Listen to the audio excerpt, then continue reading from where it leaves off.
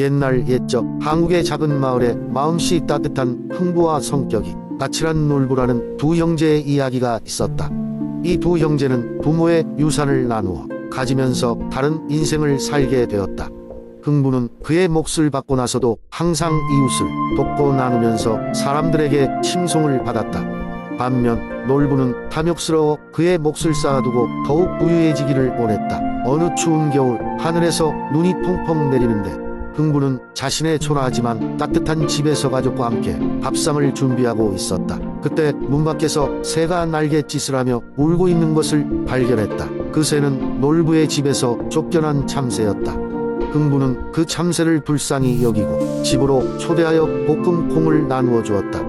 며칠 뒤 참새는 기운을 차리고 하늘로 날아가더니 봄이 오고 새싹이 돋을 때 다시 흥부의 집에 돌아왔다. 이번에는 날개 부리의 작은 박씨를 물어왔다. 흥부는 그 박씨를 정성껏 심었고 시간이 지나자 빨간 줄에 꽤 두툼한 박들이 주렁주렁 열리기 시작했다. 박을 따보니 첫 번째 박에서는 곡식이 쏟아져 나왔고 두 번째 박에서는 금화가 반짝였다. 흥부는 더욱 사람들에게 베풀기 시작했고 그의 따뜻한 마음은 온 마을에 퍼져나갔다. 한편 이 소식을 들은 놀부는 믿기지 않는다고 생각했다. 그는 흥부 집에 찾아와 어떻게 그 모든 복을 얻었는지 물었다. 흥부는 훈련된 참새 덕분이라고 청순하게 대답했다. 탐욕스러운 놀부는 자기도 같은 행운을 얻기 위해 일부러 참새 한 마리를 잡아서 날개를 다쳐놓고 푼돈을 주며 고쳐주었다. 놀부는 마침내 참새가 물어다준 박씨를 심었고 열매가 어마어마하게 크고 무겁게 열렸다. 하지만 기대와는 달리 박을 쪼개자 온갖 벌레와 짐승들이 튀어나와 놀부의 집을 엉망으로 만들었으며 금은보화는커녕 그의 재산을 앗아갔다. 속이 상한 놀부는 그제서야 자신의 잘못을 깨닫고 흥부와 함께 다시금 마을 사람들과 나눔과 상생의 삶을 시작했다. 이렇게 두 형제는 서로 다른 길을 걸었으나 결국 함께 어려움을 극복하고 진정한 행복과 유대를 느끼게 되었다는 긴 겨울의 동화를 전하는 이야기로 마무리되었다. 두 번째 이야기. 옛날 옛적 한국의 어느 작은 마을에 흥부와 놀부라는 두 형제가 살고 있었습니다. 형 놀부는 매우 욕심 많고 이기적인 사람이었지만 동생 흥부는 마음씨가 착하고 이웃을 항상 배려하는 사람이었습니다. 두 형제는 아버지로부터 각각 재산을 상속받았지만 놀부는 재산을 불리고 흥부는 가난하게 살게 되었습니다.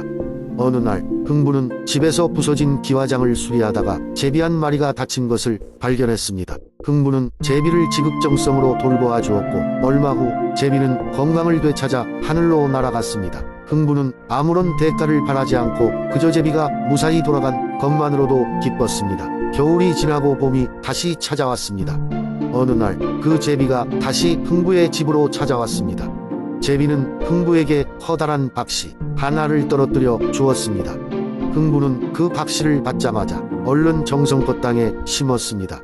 얼마 지나지 않아 박씨는 자라기 시작했습니다. 놀랍게도 그 박은 계속해서 자라더니 나중에는 흥부의 집을 덮을 만큼 거대한 크기가 되었습니다.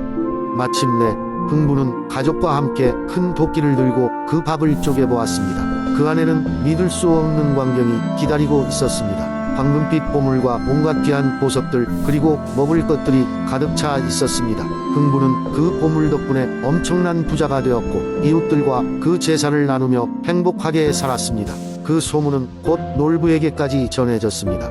놀부는 그 이야기를 듣자마자 흥부를 찾아가 무례하게 물었습니다. 흥부야, 어떻게 그렇게 부자가 되었는지 자세히 말해봐라. 흥부는 놀부에게 제비 이야기를 그대로 전해주었습니다.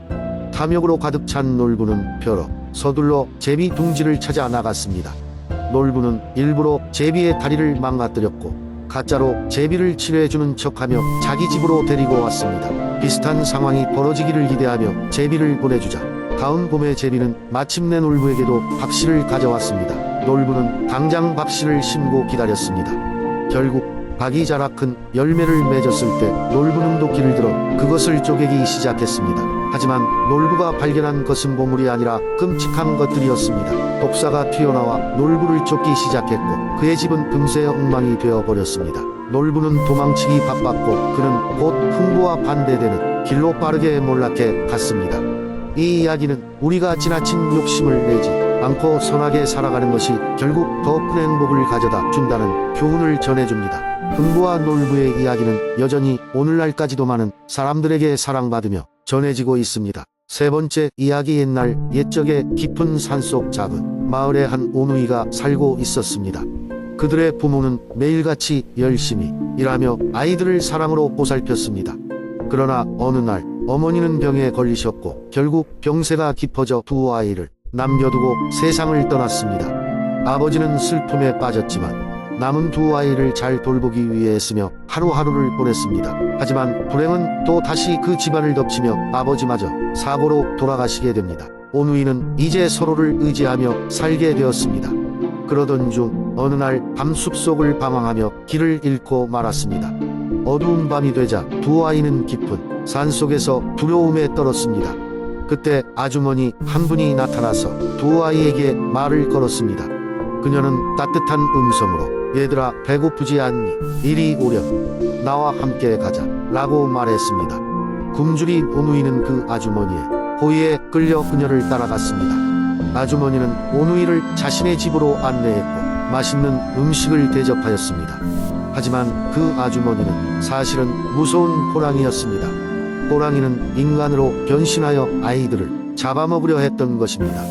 호랑이는 두 아이가 잠든 틈을 타 무심코 입맛을 다시며 칼을 꺼내 들었습니다. 오빠는 어둠 속에서 잠이 깼고 호랑이의 기척을 느꼈습니다. 그는 재빨리 동생을 깨웠고 두 아이는 빠르게 집 밖으로 도망쳤습니다. 그러나 호랑이도 그들을 뒤쫓기 시작했습니다. 두 아이는 높이 솟은 언덕을 오르며 이러지도 저러지도 못하는 상황에 놓였습니다. 오빠는 하늘을 보며 간절히 기도했습니다. 하늘의 신이여, 저희를 제발 도와주세요. 무서운 호랑이에게 잡아먹히지 않게 해주세요. 그러자 하늘에서 갑자기 밧줄 하나가 내려왔습니다. 두 아이는 그 밧줄을 잡고 하늘로 올라가게 되었습니다. 뒤따라오던 호랑이 역시 하늘로 올라가는 밧줄을 잡으려 했습니다. 하지만 그 밧줄은 아예 끊어지고 말았습니다. 두 아이는 무사히 하늘로 올라가 각각 해와 달이 되었습니다. 그리하여 오빠는 밝고 따뜻한 해가 되어 낮을 밝히고 동생은 아름답고 빛나는 달이 되어 밤을 비추게 되었습니다. 오누이는 영원히 함께 하늘에서 온 세상 사람들을 지켜보며 빛을 주었습니다. 이렇게 해와 달이 된 오누이 이야기는 한국의 옛 이야기 중에서도 사람들의 마음에 긴 시간 동안 남아있으며 지금도 전달되고 있는 아름다운 전설로 자리 잡고 있습니다. 네 번째 이야기. 옛날 옛적 어느 작은 마을에 한 가족이 살고 있었습니다. 이 가족은 어머니와 그와 남매인 어린 남매로 이루어져 있었고 아버지는 일찍 돌아가셨습니다. 가난한 살림 속에서도 어머니는 남매를 정성껏 키웠고 남매도 그런 어머니를 사랑하며 함께 행복하게 살고 있었습니다. 어느 날 어머니는 장에 가기 위해 외출을 하게 되었습니다. 떠나기 전 아이들에게는 여러 차례 문을 잘 잠그고 낯선 사람에게 문을 열어주지 말라고 다시 한번 당부하였습니다. 아이들은 어머니의 말씀을 잘 이해하고 문을 잘 닫아두었습니다. 장에 간 어머니는 장보기를 마치고 집으로 돌아오는 길에 깜깜한 밤이 되었습니다. 그런데 산을 넘던 중 불쑥 나타난 호랑이가 그녀의 앞길을 가로막았습니다. 호랑이는 크게 으르렁거리며 어머니를 잡아먹을 것처럼 강하게 협박하였습니다. 놀란 어머니는 침착하게 지혜를 발휘해서 호랑이를 달래기 위해 집에 가면 아이들이 맛있는 떡과 음식을 준비해 놓아야 한다고 이야기하였습니다. 호랑이는 순간 흥미로워하며 어머니의 말을 듣고 놓아주었습니다. 그리하여 어머니는 급하게 집으로 와서 아이들에게 경고할 시간이 없이 문 앞에 두고 호랑이에게 먹히고 말았습니다. 벌레벌떡 산을 넘은 호랑이는 배를 채우려 어머니가 살던 집으로 갔습니다. 그리곤 어머니의 목소리를 흉내내어 아이들에게 문을 열라고 하였습니다. 문틈으로 보는 남매는 어머니로 보이지 않는 점을 어색하게 느꼈고 점점 이상한 기운이 맴돕니다. 남매는 호랑이를 조심스럽게 살펴보았고 호랑이가 문틈으로 보여준 수많은 고림과 비슷한 검은 털을 보자 재빨리 눈치를 채고 호랑이인 것을 알아차렸습니다. 그들은 침착하게 대응하기로 하여 문을 잠그고 창문을 통해 도망치기 시작했습니다. 남매는 호랑이의 손에 잡히기 전에 빠르게 근처 큰 나무에 올라가 숨을 곳을 찾았습니다. 호랑이는 아이들을 뒤쫓아 그 나무 밑에 다다랐고 나무 위로 올라갈 방법을 찾는 동안 남매는 계속 기도하였습니다. 그들은 하늘을 향해 정성스럽게 기도하며 햇님과 달님이 되어 부모의 뜻을 이어주길 간청하였습니다. 천상의 신들은 그들의 간절함을 보고 감동하였습니다. 그리하여 신들은 이뤄주기로 결정하고 남매에게 빛을 내려주기 위해 햇님과 달님으로 그들을 만들어 주었습니다. 이제 해는 밝은 낮을 비추며 모두에게 따뜻한 햇살을 주었고 다른 밤하늘을 환하게 비추며 길 잃은 사람이나 외로이 떠도는 사람들에게 부드러운 빛을 제공하게 되었습니다. 다행히도 호랑이는 이 기적에 놀라 그 자리에서 물러나고 말았습니다. 그리하여 남매는 안전하게 하늘에서 내려다보며 그들의 어머니와 함께 하고 싶은 소원을 이룰 수 있었습니다. 이 이야기는 현재에도 많은 사람들에게 들려져 내려오며 가족의 사랑과 상황 속에서도 침착하게 대처해야 한다는 교훈을 알려주고 있습니다. 다섯 번째 이야기. 옛날에 한국의 깊고 푸른 산속에 커다란 호랑이가 살고 있었다. 이 호랑이는 이 지역에서 가장 무섭고 강한 동물로 여겨졌으며 사람들은 호랑이를 만나지 않기 위해 산길을 피해 다녔다. 그런데 어느 날 이 호랑이는 배가 너무 고파 이리저리 먹이를 찾아다니기 시작했다. 그날은 참으로 운이 없어서 토끼 한 마리조차 마주칠 수가 없었다. 그래서 산을 내려와 가까운 마을로 발길을 돌렸다. 마을에 도착한 호랑이는 조심스럽게 이리저리 살펴보며 어떤 먹잇감이 있는지 탐색을 했다. 그러다 보면 아이들이 울고 있는 소리가 나긋이 들려왔다. 호랑이는 그 소리를 따라가 보았다. 그때 마침 한 할머니가 아이를 달래며 이렇게 말하고 있었다. 울지 마라. 울면 호랑이가 잡아갈 것이다. 그러자 아이는 더욱 크게 울기 시작했다. 호랑이는 이 말을 듣고 기분이 나빠졌다. 내가 그렇게도 무섭고 싫은 존재인가 하고 생각했다.